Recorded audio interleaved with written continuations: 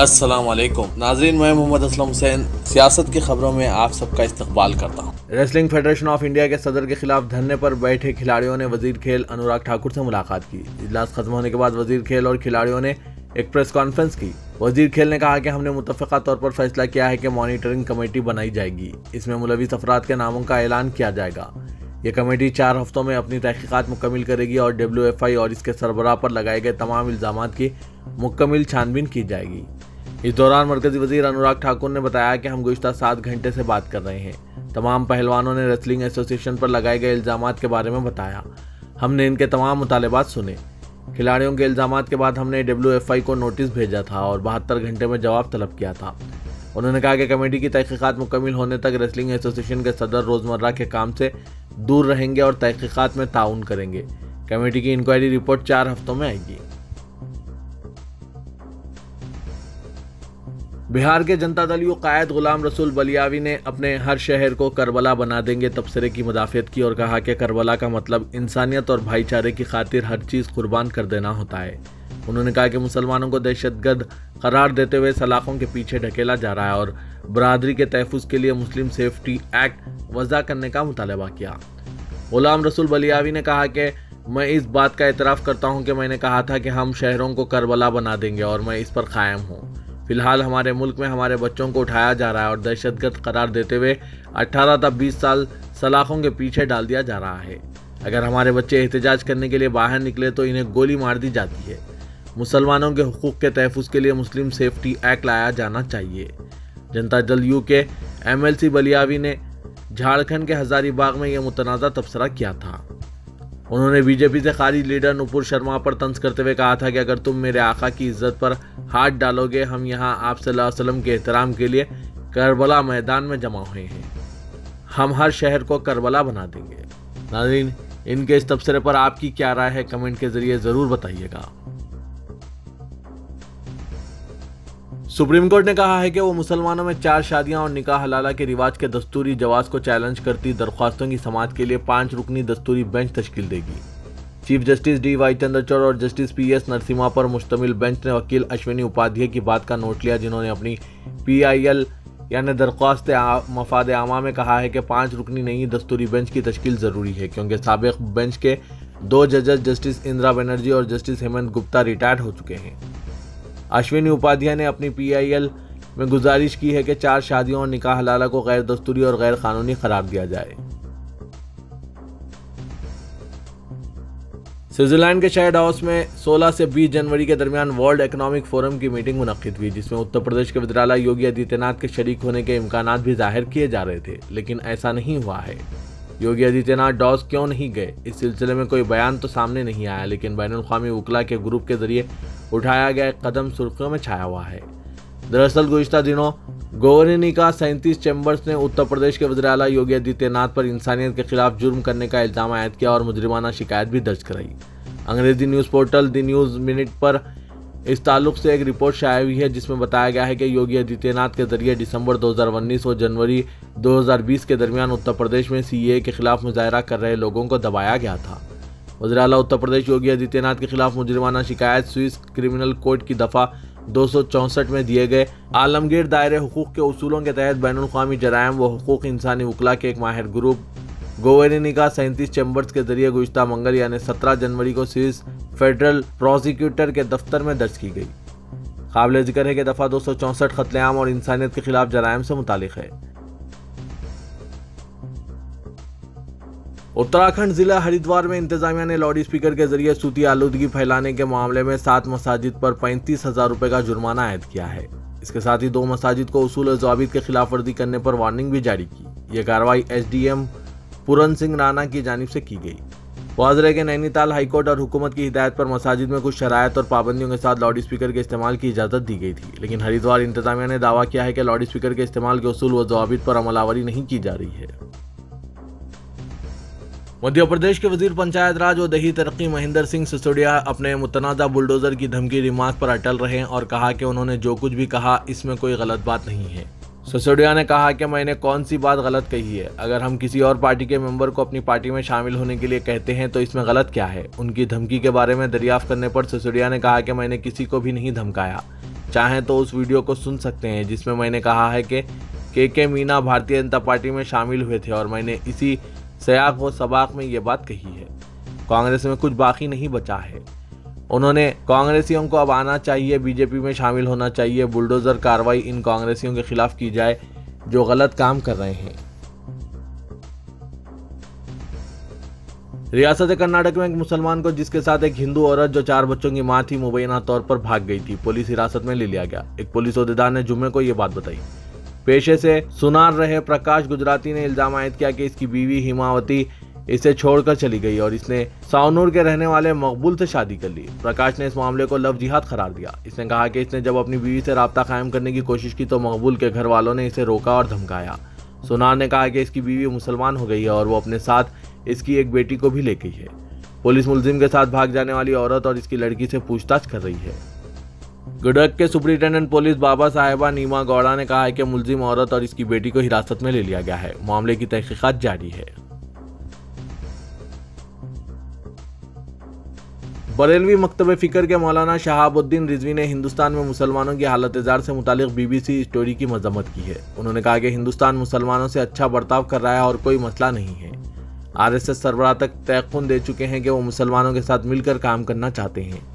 BBC को जल्द अपनी इस्लाह कर लेनी चाहिए। BBC ने वज़ीर-ए-आज़म नरेंद्र मोदी पर एक डॉक्यूमेंट्री जारी की जिसमें इसने 2002 के गुजरात फसादात में इनकी क़यादत पर सवाल उठाए हैं। वज़ारत ख़ारजा हिंद ने प्रोपेगेंडा करार देकर डॉक्यूमेंट्री को खारिज कर दिया है। वज़ीर-ए-आज़म नरेंद्र मोदी ने मुल्क के रोजगार मेले के तीसरे मरहले में आज 45 मुकामात पर मुनक़िद प्रोग्रामों में वीडियो कॉन्फ्रेंस के जरिए 71,000 नौजवानों को सरकारी महकमों और इदारों में मुलाजमतों के लिए तकर्रुरनामे फराहम किए। वज़ीर-ए-आज़म ने नौजवानों से खिताब करते हुए कहा, यह 2023 का पहला रोजगार मेला है जो 71,000 खानदानों के लिए रोजगार का कीमती तोहफा लेकर आया हूँ। वज़ीर-ए-आज़म ने नए तकर्रुर याफ्तागान को मुबारकबाद पेश की और कहा कि रोजगार के ये मौके न सिर्फ तकर्रुरी पाने वालों में बल्कि करोड़ों खानदानों में भी उम्मीद की एक नई किरण पैदा करेंगे। वज़ीर-ए-आज़म ने बताया कि आने वाले दिनों में लाखों नए खानदान सरकारी मुलाजमतों पर तैनात होंगे क्योंकि NDA की हुकूमत वाली रियासतों और मरकजी ज़ेर इंतज़ाम इलाकों में रोजगार मेले बाकायदगी से मुनक़िद किए जा रहे हैं। वज़ीर-ए-आज़म के इस इक़दाम से खुशी तो हो रही है, लेकिन ये भी महसूस हो रहा है कि आने वाले इंतख़ाबात के पेश नज़र अवाम को लुभाने की कोशिशें की जा रही है। नाज़रीन, इस पर आपकी क्या राय है? कमेंट बॉक्स में अपने तासुरात ज़रूर पेश कीजिएगा।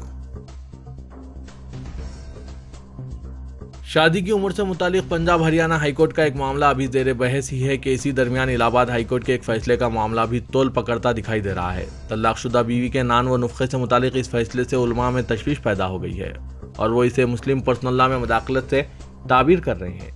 All India Muslim personal law board के सीनियर रुकन व मारूफ आलिम दीन मौलाना खालिद रशीद फिरंगी मोहल्ली का कहना है कि शाह बानू केस हमारे सामने एक नज़ीर है।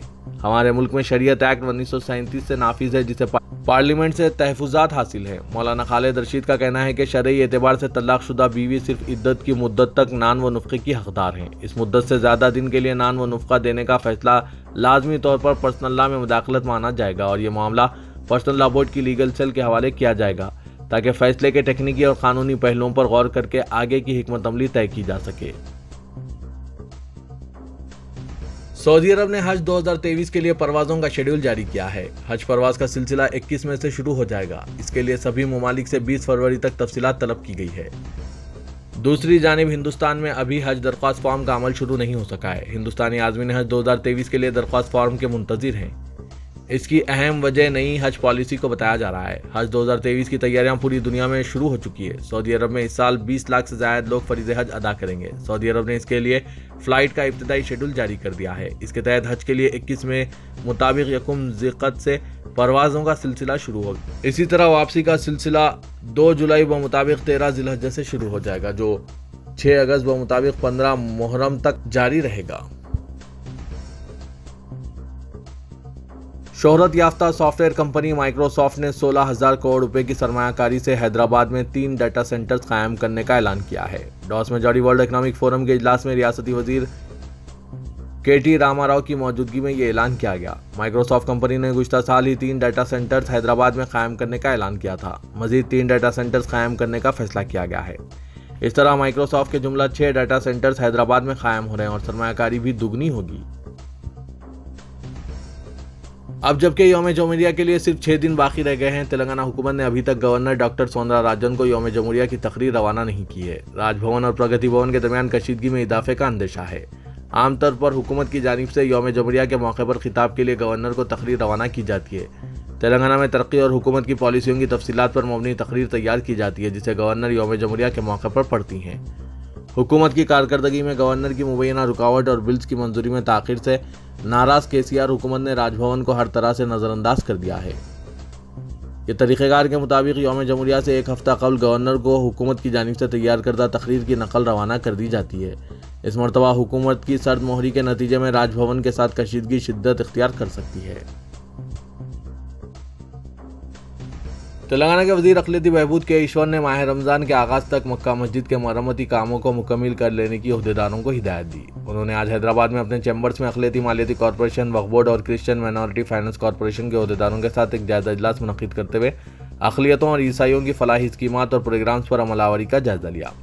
इस मौके पर वज़ीर अक़लियती बहबूद के ईश्वर ने महकमा अक़लियती बहबूद के अहदेदारों को हिदायत दी कि वो मक्का मस्जिद जामी निज़ामिया अनीसुल गुरबा के तामीरी और मरम्मती कामों को जल्द से जल्द मुकम्मल कर लें। इसी तरह 15 फरवरी तक क्रिश्चियन भवन की तामीर से मुतालिक टेंडर्स के अमल को मुकम्मल कर लिया जाए। मरकजी वज़ीर सयाहत जी किशन रेड्डी ने कहा कि रियासत के सदर मुकाम हैदराबाद में जितनी इमारतों में आतिशज़दगी के वाक़यात पेश आए हैं, ये तमाम इमारतें गैर कानूनी तौर पर तामीर की गई थी। सिकंदराबाद के राम गोपाल पेट पुलिस स्टेशन के हुदूद में गुज़िश्ता रोज़ डेक्कन नाइट वेयर स्टोर इमारत में मुहिम आतिशज़दगी वाक़े के बाद इस तबाहशुदा इमारत के मुआयने के बाद मीडिया के नुमाइंदों से बात करते हुए उन्होंने ये बात कही। किशन रेड्डी ने हुकूमत पर इल्ज़ाम आयद किया कि आमदनी के लिए हुकूमत शहर में तमाम गैर कानूनी तामीरात को बाकायदा बना रही है। उन्होंने हुकूमत से मुतालबा किया कि तबाह कमर्शियल कॉम्प्लेक्स के कर्ब व जवार के मकीनों की राहतकारी के लिए आगे आएँ और इन्हें मुआवजा अदा करें, क्योंकि इस मुहिम आतिशज़दगी में इनके माल व असबाब भी जल गए। उन्होंने याद दिलाया कि माजी में पेश आए आतिशज़दगी वाक़े में चंद अफराद अपनी जानों से महरूम हुए हैं। उन्होंने कहा कि शहर की गुंजान आबादी के इलाकों में गोदाम्स और वेयर हाउस कायम किए जा चुके हैं। हुकूमत को चाहिए कि इन गोदामों का पता चलाए और इन्हें शहर से बाहर मुंतकिल करने के लिए सर्वे कराएं। रियासती वज़ीर आफदाइश मवेशियाँ व समकियात टी श्रीनिवास यादव ने कहा कि हैदराबाद में गैर कानूनी तामीरात का जायजा लेने के लिए आला सतही कमेटी तश्कील दी गई है। कमेटी का पहला इजलास 25 जनवरी को मुनक़्क़िद शुदनी है। नल्लागुट्टे में एक इमारत में मुहिम आतिशज़दगी के वाक़े पर रद्दअमल ज़ाहिर करते हुए उन्होंने कहा कि इस आग पर काबू पाने के लिए तमाम महकमों की जानिब से बेहतरीन तालमेल का मुज़ाहरा किया गया। यादव ने कहा कि जिस इमारत में आग लगी थी उसमें केमियाई मादा स्टोर किया गया था, जिसकी वजह से आग पर काबू पाने में मुश्किलात पेश आई। हमने आग को करीब में वाक़ रिहायशी इलाकों तक पहुंचने से रोकने के लिए ज़रूरी इक़दाम किए। उन्होंने कहा कि गुज़िश्ता शब आग लगने से खाकस्तर इमारत जैसी 25,000 इमारतें हैदराबाद में मौजूद हैं। हम तमाम गैर कानूनी तौर पर तामीर करदा इमारतों को रातों रात हटाया नहीं जा सकता। गैर कानूनी इमारतों के मुतालिक फ़ैसला करने के लिए आला सतही कमेटी तश्कील दी गई है। आसिफ सामी नवाब मीर बरकत अली खां मुकरम जा बहादुर की फातिहा सुबह मक्का मस्जिद में मुनक़्क़िद की गई, जिसमें प्रिंस अजमत जा बहादुर, प्रिंस मुफक्कम जा बहादुर, ट्रस्टी मोहम्मद फैज़ खान, खतीब व इमाम मक्का मस्जिद हाफिज़ मोहम्मद रिजवान कुरैशी, अब्दुल लतीफ़ क़ादरी, साजिद पीरज़ादा व दीगर ने शिरकत की। इस मौके पर कुरान ख़वानी और फातिहा ख़वानी का अमल मुकम्मल किया गया। हाफिज़ रिजवान कुरैशी ने फातिहा ख़वानी की।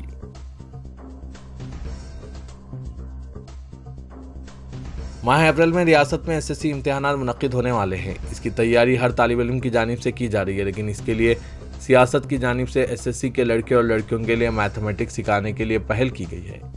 यूट्यूब के ज़रिए सियासत एजुकेशन चैनल पर 30 मार्च तक रोज़ाना SSC के मैथमेटिक्स का एक चैप्टर समझाया जा रहा है। आप इसका मुशाहिदा सियासत एजुकेशन चैनल जो यूट्यूब पर है इससे कर सकते हैं और सीख सकते हैं। रियासत के सबसे काबिल मैथमेटिक्स टीचर से SSC के आने वाले इम्तिहानात के लिए यह मटेरियल तैयार किया गया है। माहिर मैथ मास्टर इसको एक्सप्लेन कर रहे हैं। अगर कोई सवालात हो तो वीडियो के कमेंट बॉक्स में आप सवालात पूछ सकते हैं, आपको इसका जवाब ज़रूर दिया जाएगा। इससे इस्तिफ़ादा हासिल कीजिए। सियासत की आज की खबरों के वीडियो के डिस्क्रिप्शन में सियासत एजुकेशन के SSC मैथ का और सियासत एजुकेशन के चैनल के लिंक शेयर किए जा रहे हैं। इस पर क्लिक करके देखें, चैनल को सब्सक्राइब करें ताकि रोज़ाना आपको नई वीडियो हासिल हो सके।